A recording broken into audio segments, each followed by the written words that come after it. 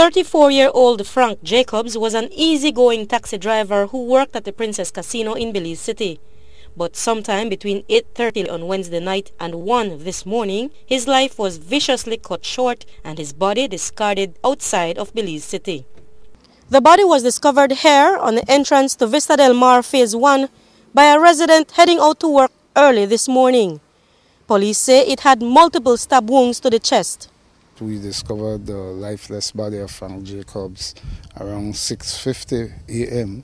The body had multiple stab wounds, which we believe was the cause of his death. Have you found the murder weapon? Not as yet. Where do police believe the murder occurred? Here where the van was discovered or where the body was discovered? This murder investigation is too early for us to determine whether it was here or there. Have you been able to pinpoint who might be the suspect, what he was doing here last night? We have no suspects as yet, but we continue to investigate.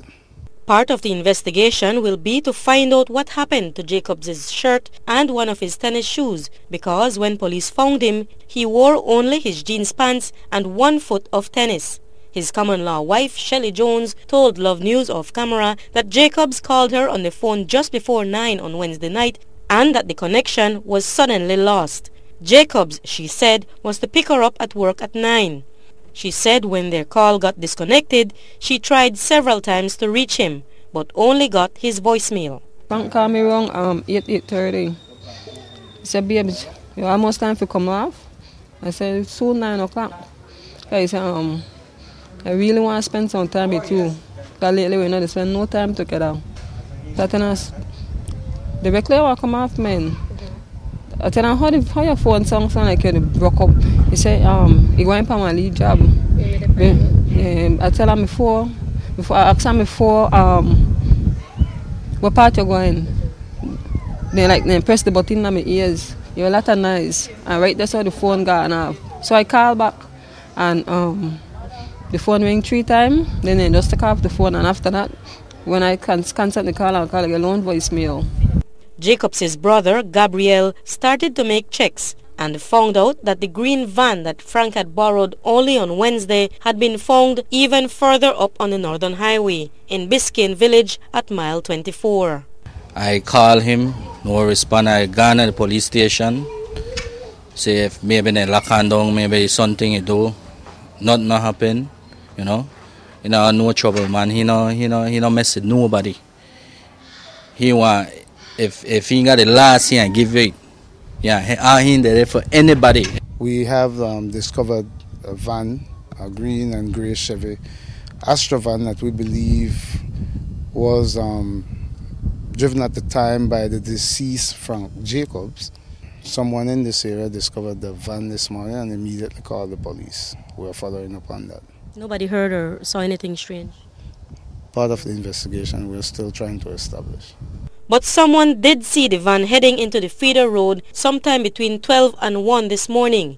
The person told us a dark car followed behind, and after several minutes, only the car headed back out. Shelly Jones believes that her common-law husband was killed for the money he had and that he knew his killers. Because he know you just can't pick up anybody from off of the road, or he don't care people on the road where he don't know. He deal alone, people will call him. So you feel he knew who killed him? Yes. And the person who killed him, we watch him, can make money yesterday. Then you not find no purse, nothing from him, you know, no kind of identifying thing. Where he always keep a Bible in a car and stuff like that. Nothing and not find. HERNILDA TILLETT told Love News that her son went to visit her for Mother's Day, and that was the last time she saw him alive. Sunday morning, he come by my home, give me a hug. He said, Happy Mother's Day. I love you, Mom, and give me a pretty beautiful rose. And I tell her, okay, baby. So I have to leave because I have to carry some tourists on the road. I said, okay, that was Sunday. And that was the last day I talked to him or ever see him.